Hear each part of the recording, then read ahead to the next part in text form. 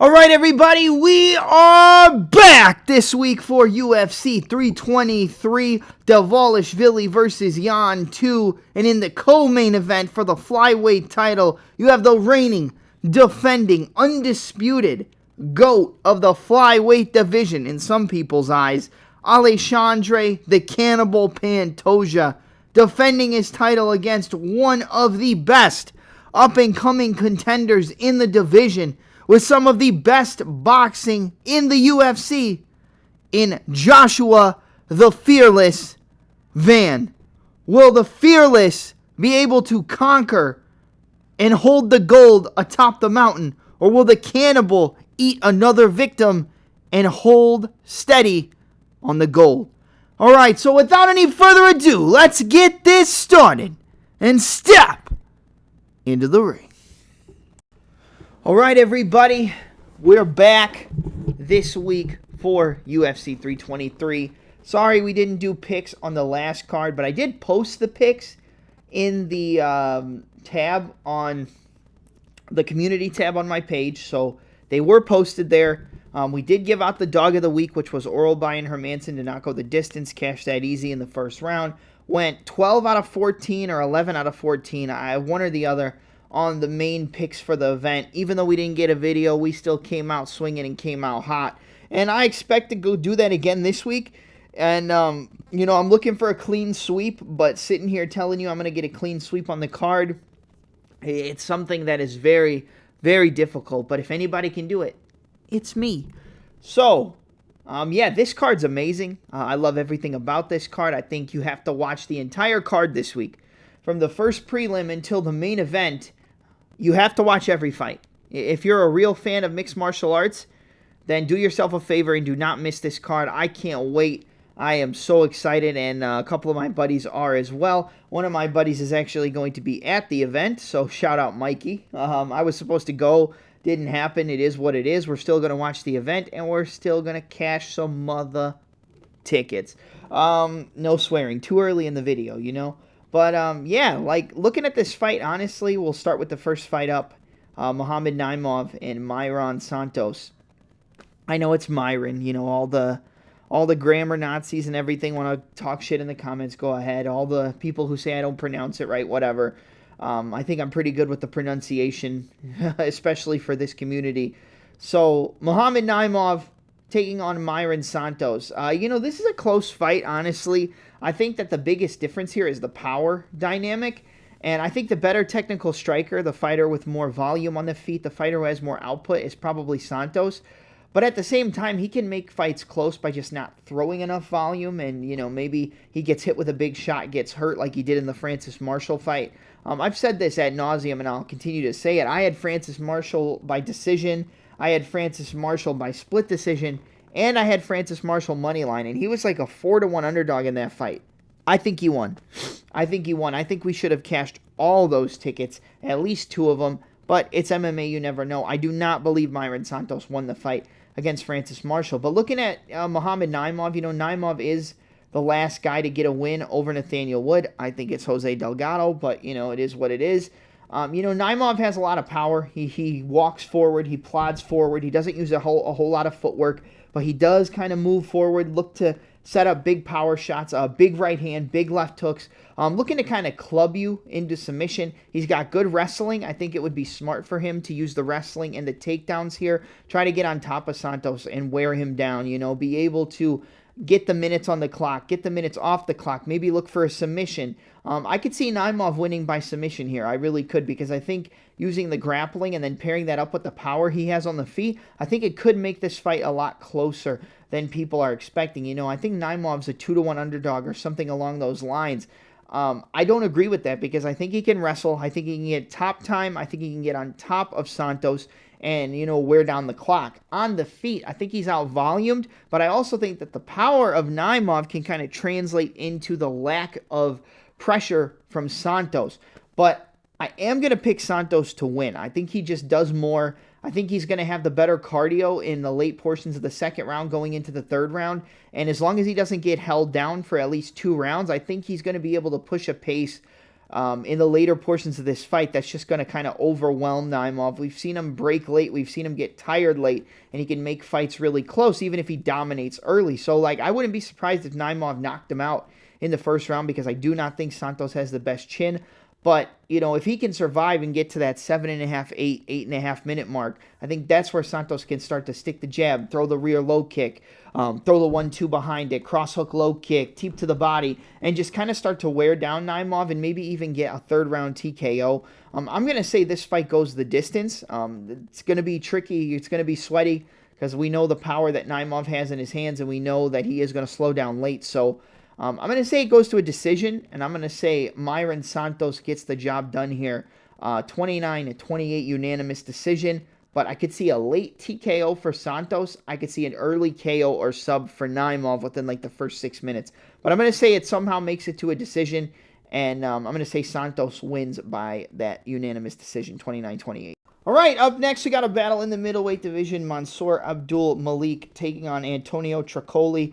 Yeah, this is a pretty easy win for Abdul Malik. I'm not going to sit here and talk about this for 5 minutes. It's not even worth probably a minute. I think Malik's going to come forward. I think he's going to hit Antonio Trocolli.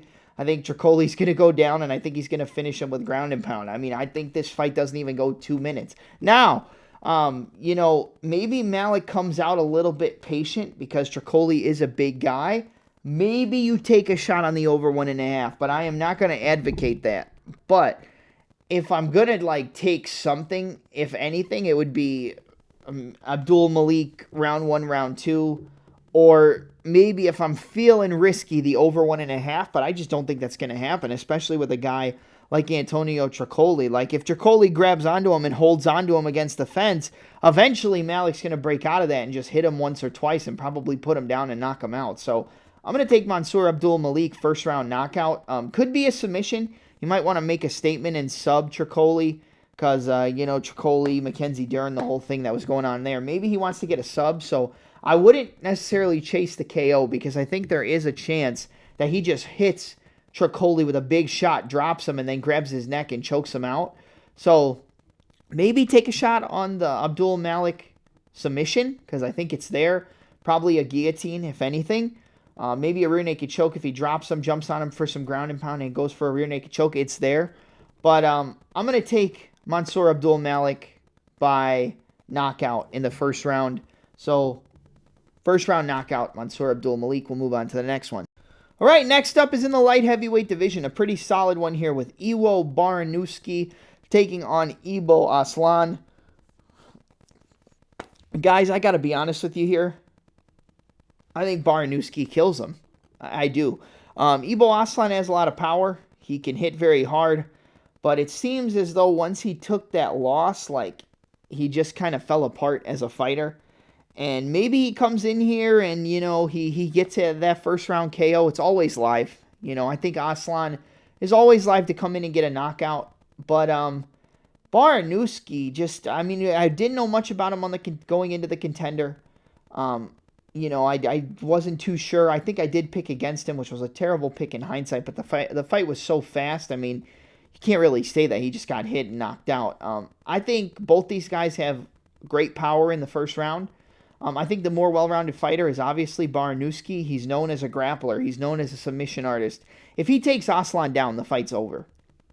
I'm just going to be honest with you. If he doesn't get caught in a guillotine and subbed on a takedown attempt from Aslan, then I think he just dominates him on the ground. And I think that's the smart thing to do. Baraniewski did get that KO on the contender. I think he can get a knockout here against Aslan on the feet. I definitely think that's something that could happen. But realistically, I think there's just a big advantage in the grappling for Baraniewski, and why would you not take the path of least resistance? But we know how MMA goes. We know how fights go. Like, you know, they have that advantage, and they want to test their ego, and that can either look really good for them if they win in their opponent's wheelhouse, or it looks really bad and it looks really stupid because you fought with your ego. But we know MMA is full of a lot of egos nowadays, definitely. But I got to go Baraniewski, man. I think he's better everywhere. I think he's a better striker. I think he probably doesn't have as much power as Aslan in one punch, but he's cleaner, so he might just clip him on the way in and knock him out. And if he takes him down, Aslan's not getting up, and he probably gets submitted. or ground and pound. I mean, I think KO or submission, it's literally 50-50. It could be either one. I'm going to say Baraniewski takes down Aslan and TKOs him with ground and pound in the first round. I don't think this will be long. Maybe it goes to round 2. Like I said, I think Aslan is live for a round 1 knockout because he does come out with that House of Fire and looking to get that KO. But I think if he comes out too aggressive here against Baraniewski, he might get countered and knocked out himself. So I got to go Baraniewski. I think he should be the favorite. I think he gets it done. I think he finishes Ibo Aslan. I'm going to say he wins first round ground and pound TKO against Ibo Aslan. I think he takes him down, gets to the mount, beats the shit out of him, and the fight is over with. Buddy boy. All right, next up in the lightweight division, you got a battle between Edson Jr. Barboza taking on Jalen the Tarantula Turner, who's coming back after he retired from MMA. Guys, I got to be honest with you. This is the hardest fight to predict on the whole card because I don't know what to expect from Turner. And Barboza losing to Drakkar Klose the way that he did, I can't trust Barboza anymore either. I'm going to go out on a limb and say Jalen Turner knocks out Edson Barboza and comes back with a win in his return, even though he wasn't gone for that long. But Jalen Turner's such a mental midget. Like, the minute the things stop going his way, he quits and he kind of just packs up his bag and goes home. And we've seen that in multiple fights. And I'm not talking shit. I'm just calling it like it is. I'm telling you what I see. And the guy looks like once he has some sort of adversity, he just quits. And I think Barboza is a guy who can come through some adversity, but he looked so slow and sluggish in his last fight against Drakkar Klose. How can I pick him to beat anybody? Like, really, how can I pick him to beat anybody? That should have been an easy knockout for Barboza against a chinny Drakkar Klose, who's been rocked and wobbled in almost every fight and knocked out in a bunch of fights as well. So I can't pick Barboza. You know, if this was prime Barboza, I think he definitely has a shot. But I'm going to say Turner's just too explosive, too fast, comes out too hot. And I'm going to say he finishes Barboza in the first round. Yeah, I'm not a big fan of Turner, like I said, for the reasons I already mentioned. I don't like this fight because I think this is a fight where you really don't know. Just because Barboza is older, he's slowing down, but Turner can be winning a fight and then he can grasp defeat from the jaws of victory. Like, that's how I look at Jalen Turner. So I'm going to say the Tarantula comes in, gets a win in the first round by KO. But again, would I bet on it? Nope. Would I bet on either side? Nope. Would I bet it to not go the distance? Nope. Would I bet it to go the distance? Nope. I would stay the F away from this fight overall. But I'm going to take Turner. I just think he's faster, he's too explosive, and Barboza seems to be slowing down. So give me Jalen Turner. Give me Jalen Turner. Round 1 knockout. Could easily be a submission, but I think he comes in looking for the KO. So give me Jalen Turner, round 1 TKO over Edson Jr. Barboza in his return, and we'll move on to the next one.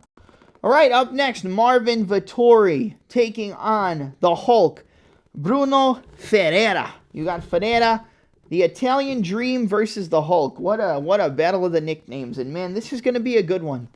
This is going to be a good one. You know, you look at Marvin Vettori, and the guy somehow still hasn't been KO'd in his MMA career. Fought some of the biggest punchers, fought some of the biggest knockout artists. Never been KO'd. Almost got KO'd. Excuse me. Sorry. Almost got KO'd against Jared Cannonier. And then somehow survived and made it the distance and kept fighting. The guy's like 0-4 in his last 4 fights in the UFC. Looking like he can win fights and then not winning. Bruno Ferreira's on a little bit of a run here. Last time he lost was a submission to Abus Magomedov. And I think that's the biggest thing with Ferreira is that he's not the best on the feet. He's not the best technically. I think Vettori's the better technical striker. I think Vettori has a big advantage in the wrestling. And I think it would be smart for Vettori to take him down and submit him. I think that's the smartest thing for Vettori to do. But again, like, this guy isn't winning fights, but he's losing against guys like Brendan Allen, who just beat Reinier de Ridder. I don't know how, but he did. You know, the fight went the way that it went. That still pisses me off to this day. But Vettori's good on the feet. He's got a good straight left. He walks in 1-2 down the middle. And, you know, the biggest issue for Vettori is he gets hit too much, but he has never been knocked out. If anybody's going to knock him out, I think it's Ferreira. He just has so much power with spinning back fists and weird, you know, overhands and wild uppercuts. Like, he's not a good technical striker, but the dude just hits so hard that eventually your chin's going to give out. And I think it could be Ferreira who knocks out Marvin Vettori. But then at the same time, I think Vettori has a big advantage on the ground, like I mentioned, and maybe he takes down Ferreira and he submits him. I mean, you got submitted by Abus Magomedov. Magomedov's a good grappler, but he's not really known for his grappling. He's known for his striking, and you got subbed.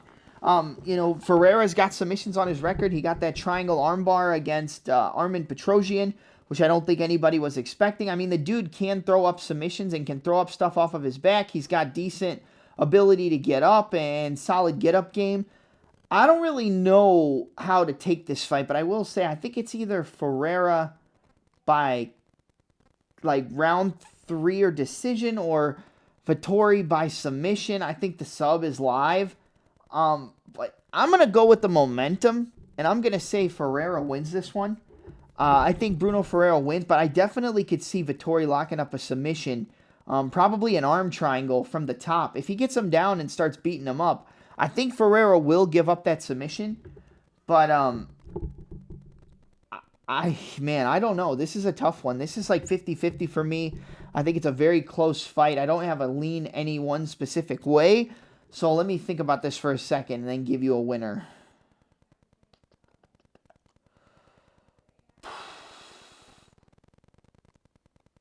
I'm going to go with the momentum. I'm going to take the Hulk. I'm going to take Ferreira.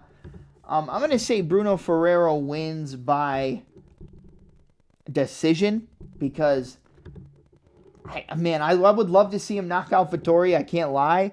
But Vettori has just been hit so many times and doesn't go down. I'm going to say Bruno Ferreira wins by decision. A 29-28 split decision for Bruno Ferreira over Marvin Vettori. But the KO is there. I can't trust somebody to KO a guy like Vettori who's been hit with every shot in the book. So give me Ferreira, 29-28 split decision to beat Marvin Vettori, and Vettori probably leaves the UFC or gets his walking papers after this one. Right, next up a battle in the lightweight division. You have Nazim the Black Wolf Sadykhov taking on Fares the Smile Killer Ziam. Sadykhov and Ziam is a great fight again. You've got a guy who's very long and tall and is going to have the length and reach in this fight. And that's really what I think this fight comes down to, is the range. We say it all the time, but if Ziam can keep Sadykhov at the end of his jab, if he can keep him at the end of his teeps, time his pressure with knees and elbows, then he can give Sadykhov a hell of a time in this fight. But I honestly just think that Nazim has that dog in him that Fares doesn't have. Now, I don't think Fares Ziam is a quitter, but I think the Mike Davis that he got in that fight was not the real version of Mike Davis. I think the real Mike Davis would have won that fight pretty handedly and probably done way better than what we got. You know, when he beat Matt Frivola, it's like, okay, you beat Frivola, but he's a guy who's good, but he leaves himself open and leaves his chin exposed to get knocked out all the time. I wasn't surprised, really, that Ziam did it to him. I was surprised that Ziam beat Mike Davis because I'm a fan of Davis. We've had him on the podcast before, but I expected him to kind of just get outclassed, and Davis just came out and pulled guard, and even pulling guard, which we never see him do, he still had Ziam in a calf slicer rear naked choke, like one of the craziest submissions I've ever seen, and somehow Ziam's knee didn't just blow out from the pressure. I don't know how, but he made it through, and he won by decision.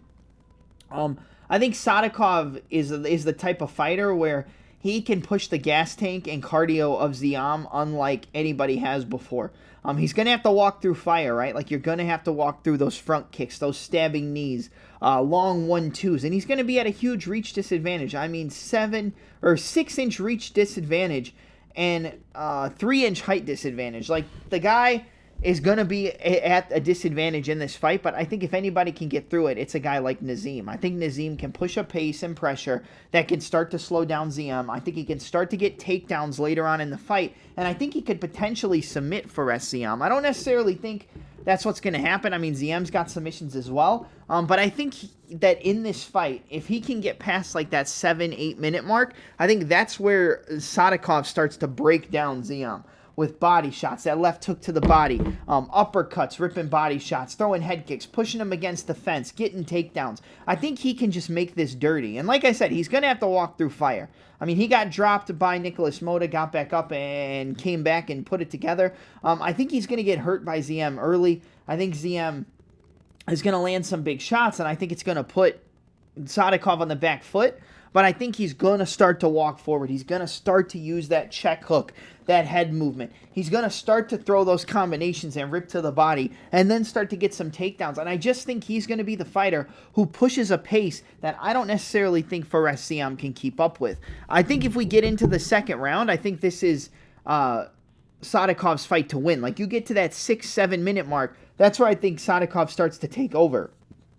Not that I'm saying he doesn't slow down himself, but I think he has more heart in this fight than Ziam does, and I think that's what carries him to a victory. If he can crash the pocket and get in close, get in that mid-range, get into boxing range, get into clinch range, that's where I think he does a lot of good work. I think he gets takedowns. I think he lands big shots from the top. I think he's live to get a submission. I wouldn't be surprised Nazim by sub. I think he's definitely live here because I think we will see him resort to the grappling later on in the fight, especially going into the third round.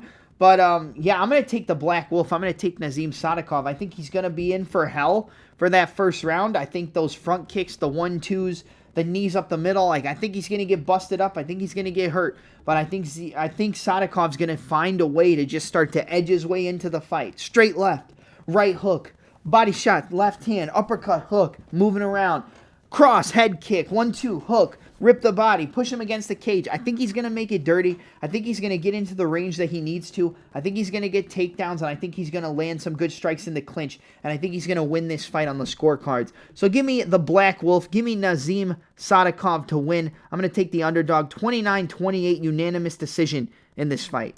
All right, another banger in the lightweight division. You got a battle between Terrence T-Rex McKinney taking on Chris the Problem Duncan. The one thing I'll say about Duncan is that whenever he does lose, it seems that he gets buzzsawed and finished in the first round.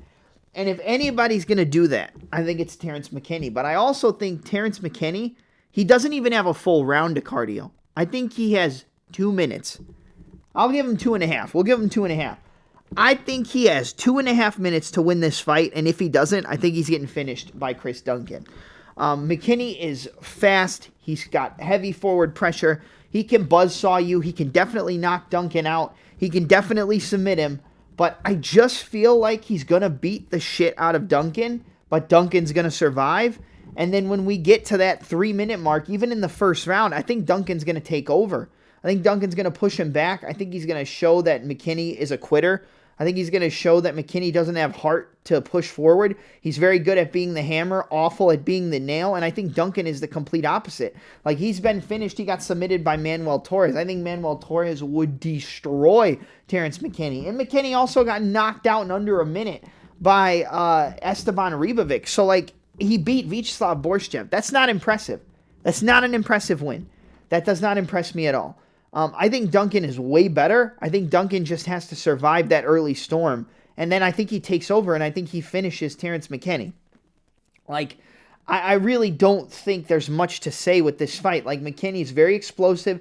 He's got great takedowns, good jiu-jitsu, ability to take the back, good ability to lock up a choke. I'm sure Duncan's been working on his sub-defense. I would be afraid if he just crashes forward and gets hit with a knee up the middle. But the one thing I will say about Duncan is that he's a very smart fighter, and he seems to have really good game plans. You know, the old saying, everybody's got a game plan until they get punched in the mouth. But, like, Duncan seems to have a very good fight IQ and a very good, I would say a very good ability to fight the type of fights he needs to fight in order to win. And I think you could see that throughout his entire UFC career, even dating back to the win that he had against Omar Morales, where he won that fight by decision and everybody kind of expected him to get ran through. He came into that fight as an underdog, I believe. Look at the fight against Mateusz Rombeski. We picked him again as an underdog. He pretty much dominated that fight and won by decision. In this one, I think he's got to survive 2.5 minutes. If he can survive 2.5 minutes, I think Duncan wins, and I think he finishes McKinney. I think Duncan has way more heart. I think Duncan is the better fighter. It's just that explosivity factor of McKinney, like those big knees up the middle, like he caught Drew Dober with. A big left hand that he could catch Duncan on the chin with and knock him out. And Duncan's been KO'd. Like, we've seen him get sat down. We've seen him get rocked. We've seen him get put on the back foot. He's going to have to fight smart. It's going to be scary, but I'm taking the problem. I'm taking Chris Duncan. I think he survives, and I think he TKOs Terrence McKinney. I think it could be a sub, too, so I wouldn't even pick a method, so to speak. I think he survives, gets taken down, gets his back taken, gets out of a choke. I think he spins, gets on top, beats up McKinney. McKinney starts to work up to his feet, and then I think Duncan just puts it on him, and I think Duncan finishes him late in the first round by TKO. So I'm going to go with Chris Duncan. I'm going to go with the problem to weather that early storm, defend submissions, get hit with some big shots, but stay in the fight, stay patient, stay reserved, use his ability to use his defense to an effective, or use his defense in an effective manner, get back on the forward pressure, push McKinney back, rip shots to the body, land 1-2s, and TKO him up against the fence, probably like 4 minutes into round 1. Give me the problem. Give me Chris Duncan to finish off Terrence McKinney via round 1 TKO. All right, next fight up, again, is in the lightweight division. Another banger between Grant Dawson. I think his nickname is KGD or something like that. Taking on Manuel El Loco Torres. This is an interesting fight because I'm actually surprised by how big of a favorite Grant Dawson is because of his chin and durability issues. I got to be honest with you. I understand because I know he's a good wrestler, a good forward pressure. If he takes Manuel Torres down, he's in for a lot of trouble. Getting hit with elbows, hammer fists, beat up on the top. I think that he's going to have a big cardio advantage.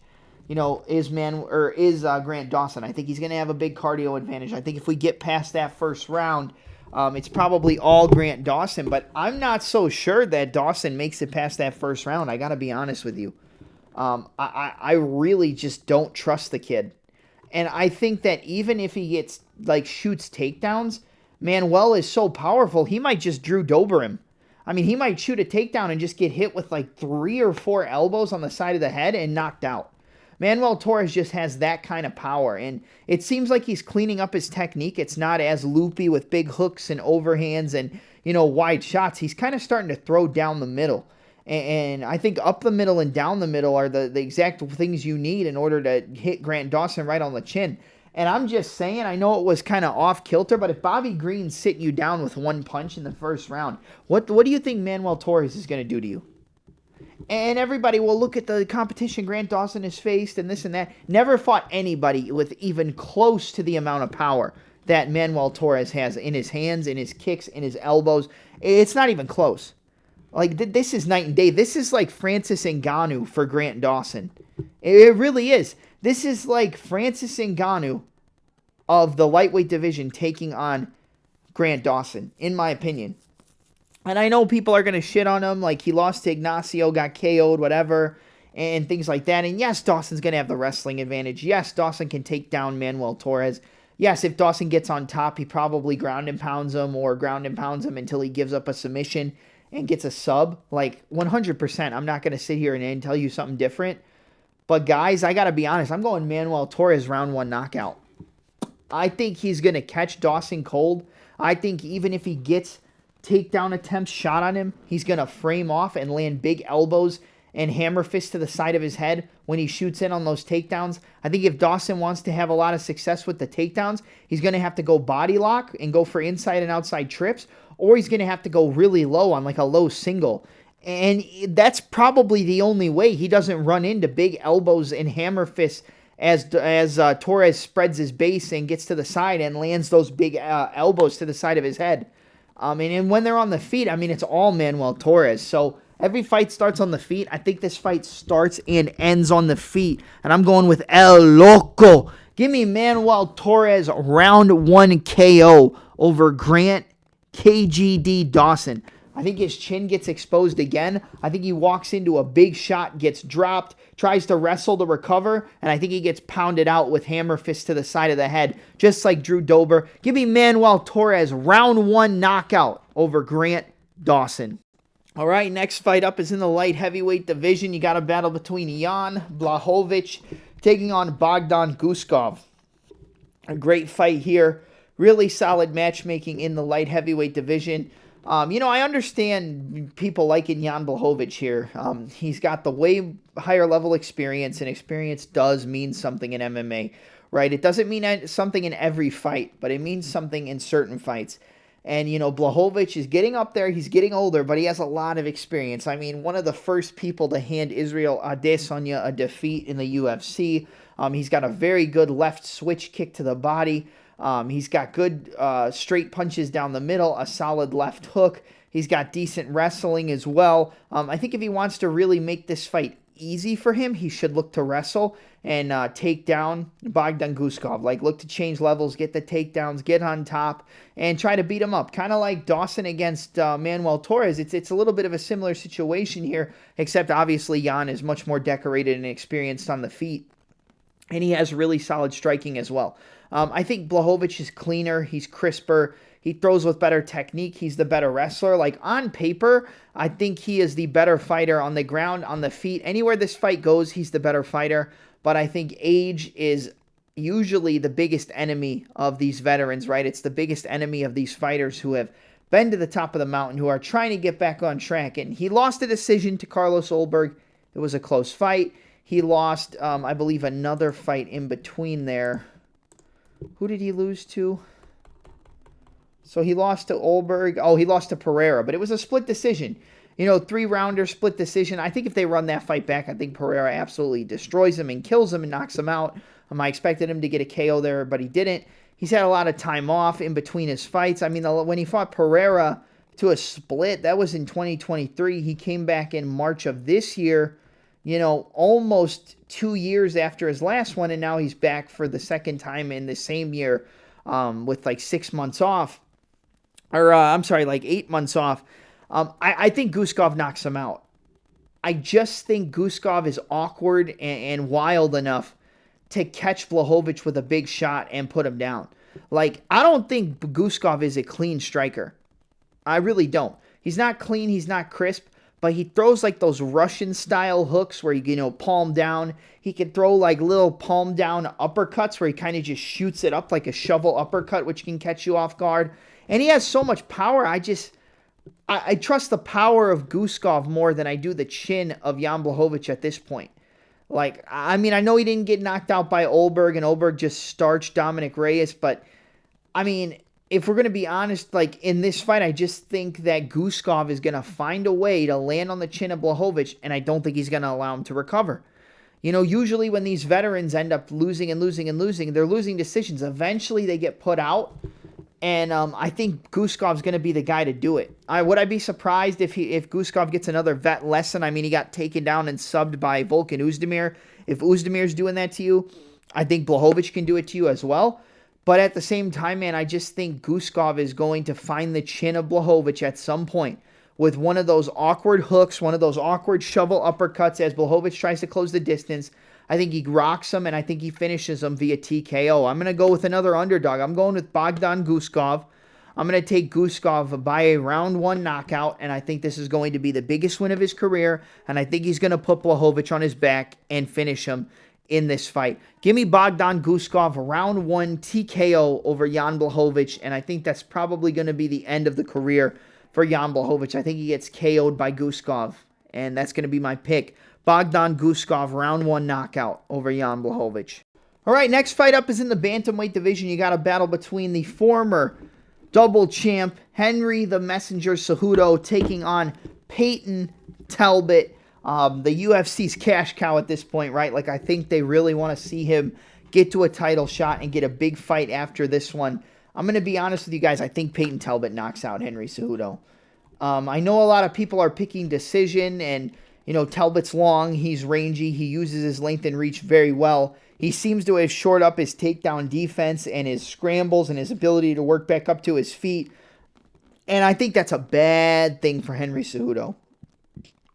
I think if Talbott fought Cejudo after he fought Barcelos, maybe it's a more winnable fight for Cejudo, right? Like, maybe he gets in close, maybe he lands some calf kicks, maybe he takes him down. But I think after that Barcelos loss, after the improvements we saw in the Felipe Lima fight, which you guys know, I'm huge on Felipe Lima. Like, I love that guy. I thought Lima was going to take him down and sub him, and he looked good in the beginning, and then it just fell apart. Got taken down himself, got reversed, got out scrambled, got out struck on the feet. Like, man, Talbott looked really good. He looked like he made a lot of improvements after that loss to Barcelos. And I think he's going to be much more improved to where it almost makes this fight, I don't want to say impossible for Cejudo to win, but it's definitely an uphill battle for this guy. I mean, 64-inch reach to a 70.5-inch reach, so he's going to have almost a 7-inch reach advantage. He's going to have a 6-inch height advantage, and he's going to know how to use that length and reach to where Cejudo's going to have to slow him down with calf kicks and just try to crash into the pocket and knock him out. That's really what he's going to have to do. Either crash into the pocket and take him down and hold him down, or crash into the pocket and knock him out. And in between those crashes, I think he's going to run into a brick wall. And I think Talbott, I think it could go to a decision because, you know, Cejudo's a veteran. He knows how to survive. But I think at this point in his career, Cejudo just keeps coming back for no reason because he thinks people really care about him. He thinks people really care about Triple C and the whole shtick. And I think he's going to run into a buzzsaw, and I think he's going to get sliced through by Peyton Talbott. I think Talbott's going to knock him out. I think it's going to be a knee up the middle. Like, if you remember Cameron Simon, when he hurt Cameron Simon with that knee, but somehow he survived, I think he's going to start touching him up with the jab. He's going to move around, 1-2, move, feint the kicks. I think he's going to catch Cejudo on a level change, time a knee right up the middle, and knock him out. I'm going to go Peyton Talbott by KO here against Henry Cejudo. I know Cejudo's fought the better competition. I know Cejudo's coming back to try to get a win. I know he did catch Merab at a certain point and hurt him and hit him on the chin. This is a different beast. This is a different type of matchup. This is a horrible matchup for Cejudo, especially after the grappling defense improvements he made following that loss to Barcelos. And I think Talbott's going to knee his head into another dimension. I'm going to go Peyton Talbott round 2 knockout. I think he times the level change, lands a knee right up the middle, and knocks him out. Peyton Talbott round 2 KO over Henry Cejudo. I think after this fight, call me crazy, I think he gets the winner of Song Yadong and Sean O'Malley. I think they want to make Sean O'Malley versus Peyton Talbott in the bantamweight division. I was talking to a buddy about this the other day. That's kind of what I think happens. I think Peyton Talbott knocks out Cejudo, fights the winner of Song Yadong and Sean O'Malley. If it's O'Malley, that's good for the UFC. Let's say O'Malley wins. I think we get O'Malley versus Talbott in the bantamweight division next. But give me Peyton Talbott round 2 knockout via knee up the middle on a level change, and he puts Cejudo out cold. I'm going Peyton Talbott. I think he wins, and I think he knocks out the former champion here. All right, next fight up, we've got the featured bout of the evening in the flyweight division. The former flyweight champion Brandon Moreno taking on Tatsuro Taira. Yeah, this is another one where I think it's kind of a coin flip, but I'm not going to spend a whole lot of time on this fight. I like Taira. I think Taira wins. I think he wins a decision. Yeah, so basically, like, I think Moreno's a good boxer. He moves around well. He's got a good jab, a good left hook, a good lead switch kick to the body. A lot of his success comes off that lead hand. We've talked about it in breakdowns before on my channel. He's very lead hand heavy. I think that he is the more experienced fighter, obviously, compared to Taira. I think he could be considered to be the better fighter against Taira, but I just think at this point in his career, I think Moreno's slowing down. You know, he beat Amir Albazi. That was a good win for him. That was a fight where I think I picked Albazi to win. I'd have to go back and check. But, yeah, you know, he looked good. He outstruck him. He beat him up. He clearly won the decision, won basically every round. And, yeah, looked good doing it. I think Taira is just, I don't want to say he's better, but I think at this point in their careers, I think he's better. I think Moreno can outbox him, but I think Taira has a lot of power and, like, sneaky power in that right hand. His defense just isn't the best, but I guess we'll see how much better his defense looks in this fight. I think Moreno's going to be the better boxer. I think he's going to scramble well with the wrestling, but I think he's going to give up his back, and I think he's going to get controlled for a lot of the portions of this fight. I think on the feet, it's going to be competitive. I'll give Moreno the advantage in the boxing, but I just think maybe Taira has a little bit of an advantage in the power. I think maybe he can hurt Moreno more than Moreno can hurt him. And I think eventually Taira's going to find his way to his back. I could see like a flatten out ground and pound TKO. I could see a sub. I could see Moreno slowing down Taira and piecing him up on the feet, forcing him to shoot a bad takedown, and maybe he gets subbed himself. I really think this fight's kind of like 50-50, but I'm going to lean 55-45 towards Tatsuro Taira. I just think at this point in their careers, like I would take Taira over Moreno. Like I think he's better on the ground, and I don't know if Moreno, I mean, he fought Pantoja, so clearly he's adept to the grappling, but I think Taira just has this weird way of finding a way to take your back, finding a way to get on your back, get you in the clinch, wrap you up, tie you up. I'm going to say it's a close fight. I think both guys land good shots. I think Moreno outboxes him. I think Taira lands some big punches, gets some takedowns, gets some control time. I'm going to say it goes to a decision, and I'm going to take Tatsuro Taira to win a 29-28 split decision. I just think Moreno has slowed down enough in his career at this point to where I think Taira can get one up on him. Not saying he's going to finish him. I'm not saying it's going to be dominant, but I think he can be competitive enough on the feet to land some right hands, land some jabs, tie him up in the clinch, take his back, get some takedowns, land in the top position, get some good shots off.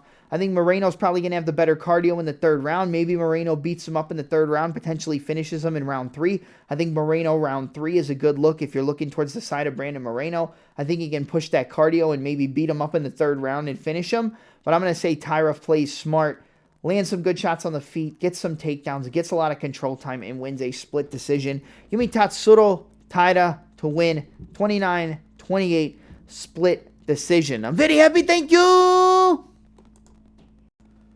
All right, and now we are at the co-main event of the evening for the UFC Flyweight Championship of the World between the champion and Alexandre Pantoja taking on the challenger coming off of a decision victory over Brandon Raw Dog Royval in one of the fights of the year in Joshua the Fearless Van. So let's get this straight. All of you Pantoja nut huggers, turn the video off now, because you're probably not going to like what I have to say, and you're probably just going to come up with some bullshit in the comments as to why you don't like my prediction, but it's fine. I'm going to give Pantoja his flowers, man. The guy knows how to win, and that's important, especially at the highest level, to be able to win as many fights as he does, even if some fights are close. I mean, the last couple have not been. He submits Kai Asakura in the second round, makes it look pretty easy. Ate a flying knee here and there. Basically dominated Kai Kara-France, even outstruck him. You could tell Kai Kara-France was out of the fight from the first round. He never got any momentum. He got outstruck by the grappler, taken down, got his back taken and got choked out. I love Kai Kara-France, but again, it's kind of a gimme fight for Pantoja, especially considering we've seen them fight before. This is going to be the first, new challenger for Pantoja. And I know you're going to say Kai Asakura, but he wasn't proven in the UFC. Van is proven in the UFC. It's a new challenger, and it's a guy who I think is going to give Pantoja his toughest fight. And I'm just going to tell you right now, I think Joshua Van's going to win the belt. I think Van's going to win this fight. So, I think Van is obviously going to be at a disadvantage on the ground, right? Pantoja's game plan is going to be to pressure forward, land some 1-2s, good jab cross down the middle, probably try to throw a front kick to the body, push Van up against the cage, shoot, shuck him forward, drag him back with the one hook, take his back, put the hooks in, and look to get a choke. And he might do that. Let me preface that by saying, he might just come out here, take Van down, and choke him out. But I don't think that's going to happen, man. I think Van's going to get taken down. I think Van's going to get his back taken. I think Van's going to get put in some bad positions. I'll tell you that right now. I think he gets put in some bad positions on the floor, but I think he stays patient. I think he stays composed. I think he stays calm, and I also like the takedown defense of Josh Van. Now, it's different with the way Pantoja shoots takedowns than anybody else, but, I would consider Ray Saruya to be kind of a similar takedown artist to a Pantoja, with Pantoja just having better submissions. But, it's not even really that he has better submissions, because look at how many submissions Saruya can do. A twister, banana split, a leg lock, a rear naked choke. He can go for everything. And I think every fight that Van has had recently has got him ready for Pantoja in one way or the other. You've got a fight with Royval, who's a veteran, who's fought Pantoja, who comes forward, who's awkward, who doesn't quit. That's a good way to get ready. He fights Cody Durden, who is not the greatest striker. He has okay power, but he's got good takedowns, good wrestling, good ability to try to take your back. It's not Pantoja level, but again, getting him ready. You got Ray Saruya, great grappling, great takedowns, great judo throws, great back takes, great submissions. Again, he passes that test. You got Charles Johnson, a veteran, where he was up 2-0, in my opinion. It could have been 1-1, but he was up, in my opinion. Then he got caught, got knocked out. That's a lesson. He comes back, he looks good, and fights after that. I think if Joshua Van hadn't taken the loss to Charles Johnson, I don't think I'd be as confident going into this fight. And I know that's kind of contradictory, right? Because why would you be confident in him taking a loss? It taught him a lesson. So he didn't have to wait until he got to the title in order to learn that valuable lesson of, these guys can catch me at any time. I got to keep my guard up. I got to be ready. I think Van's going to come into this fight and be aggressive while also being conservative at the same time. I think we're going to see a lot of push and pull where he's going to walk forward, 1-1-2, pull back, try to draw out the takedown attempts of Pantoja. I think he'll get taken down. I think he'll get his back taken, but I think he's going to scramble out. I think he's going to defend the submissions, and I think he's going to eventually work up to his feet. If he can survive 10 minutes, 9.5, 10 minutes, I think he wins this fight, and I think he finishes Pantoja. I'm not going to lie to you. I don't pick Pantoja very often. I've told you multiple times I'm not the biggest fan of him. To this day, I'm still not the biggest fan of him. I don't know how he's still the champion, but he's a champion in mentality and physically because he knows how to find a way to win. That's what it comes down to. He knows how to find a way to win. And that's very important in a lot of these fights. But I think Van is a different animal. I really do. His boxing, his pressure, his combinations, his ability to kind of walk you into traps on the feet. Pantoja's so reckless with his striking, and nobody makes him pay for it. If anybody's going to make him pay for it, it's Joshua Van. I mean, just look at the Royval fight right at the end. He's throwing all those combinations. They're right in the pocket. Boom! He clips him right on the chin as he's coming in. Pantoja likes to run forward and throw big kicks and big punches. If you're running forward, Joshua Van's going to time you. Big right hand.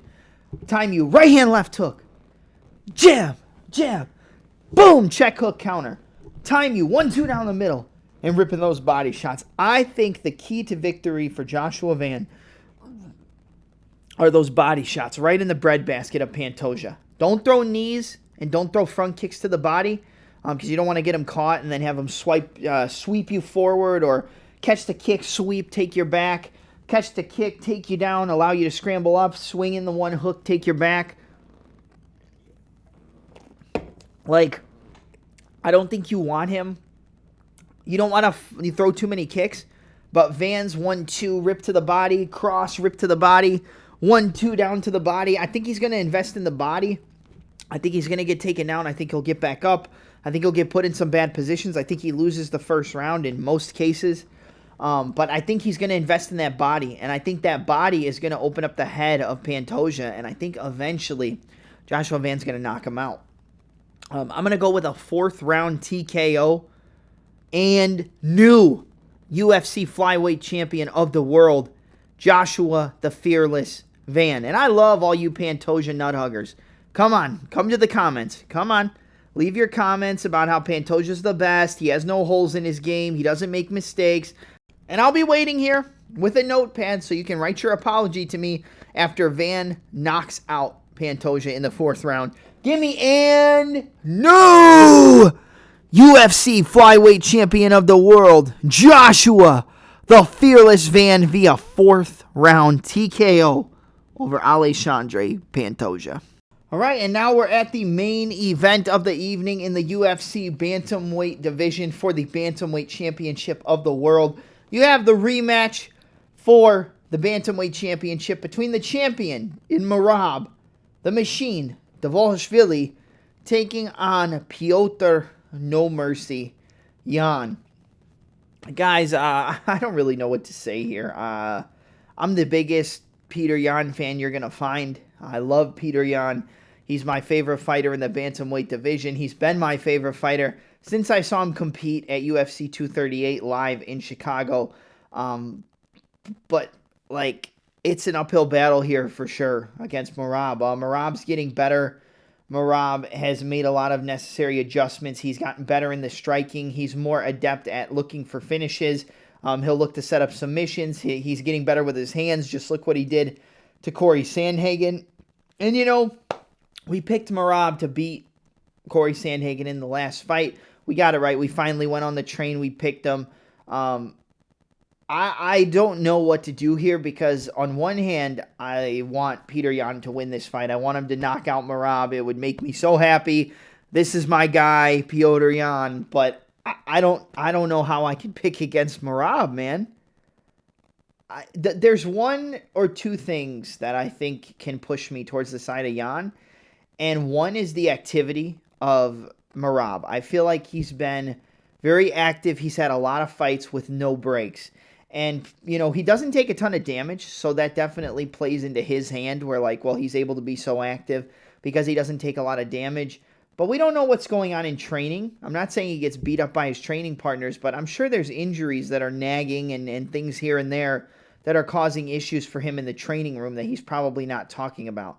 So we have to kind of hope that he's banged up a little bit coming in here if we want to pick Petr Yan to win, right? Like, you got to hope that there's some sort of an injury or, you know, some issues going on that he hasn't talked about, where he's coming into this fight a little bit less than, you know, 90%, 80%, and Jan's coming in fresh, no injuries, and, you know, maybe then it'll go his way.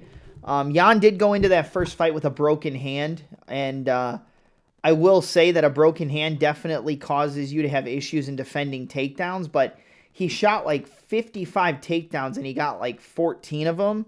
But still, I mean, look at how many Yan defended, but he still got dominated and outworked. The one thing I will say is that when you fight a guy like Merab, the only way you really can beat him is by knocking him out. I don't think you can win a decision. And I know he got submitted, quote-unquote, by Ricky Simone. You know, he got caught in the guillotine, slammed him on his head, and then knocked himself out. Tried to wake himself up from the submission and things like that. But, yeah, this is one where I don't know how you can confidently sit here and say that Yan wins this fight. So I'm going to pick Merab, okay? I'm going to pick Merab to win by decision. I think he wins 3 out of the 5 rounds. But, Lord, let me tell you, I am praying that Petr Yan knocks this fucker's head off, okay? I'm hoping he knocks this dude out or he wins a greasy split decision. Can we get a split decision that goes in the way of Petr Yan for once, please? I'm just asking for a friend. Could we get a split decision that goes in the direction of Petr Yan? I want Petr Yan to win. 100% to 0. I want Petr Yan to win. I think he does have the recipe to knock out Merab with a knee or a head kick on a level change, kind of like, you know, Moraes and Aljamain. Remember when he shot the takedown and he switch kicked him in the head? I feel like we could see a similar situation where Yan times it with a knee or a switch kick and knocks Merab out. But that's really what you have to do. Like, it's really hard to win a decision against a guy who doesn't stop. The only way I think Petr Yan can win a decision is if he cuts Merab and knocks him down or causes a lot of damage, but then gets out wrestled and taken down because they don't really rate grappling and top time too much anymore. It's not as effective as it used to be. So if he can hurt him and rock him in like at least 3 rounds, then he can win the decision, I think. But it's a tough one, man. I'm 100% rooting for Petr Yan, but my pick has got to be Merab Dvalishvili by decision, 48-47. I'll go out on a limb and say it's a split decision, which would hurt my heart even more if Merab wins a split decision. But that's what I'm going to say. I'm going to say 48-47 split decision. I think this is much more competitive. I think Yan is able to stuff the takedowns. I think Yan causes a lot of damage. And I hope and pray that Merab gets knocked out by Petr Yan. Please let Petr Yan knock Merab out. But the pick is Merab the Machine Dvalishvili, and still your UFC bantamweight champion, 48-47 unanimous. Or 48-47 split decision. All right, that's it for my UFC 323 preview, predictions, and breakdown. The fights take place this Saturday night from Las Vegas, Nevada at the T-Mobile Arena. Don't forget to like, comment, subscribe, and smash the notification bell for all future uploads from the premier mixed martial arts and pro wrestling channel on YouTube in the Touch 'em Up podcast.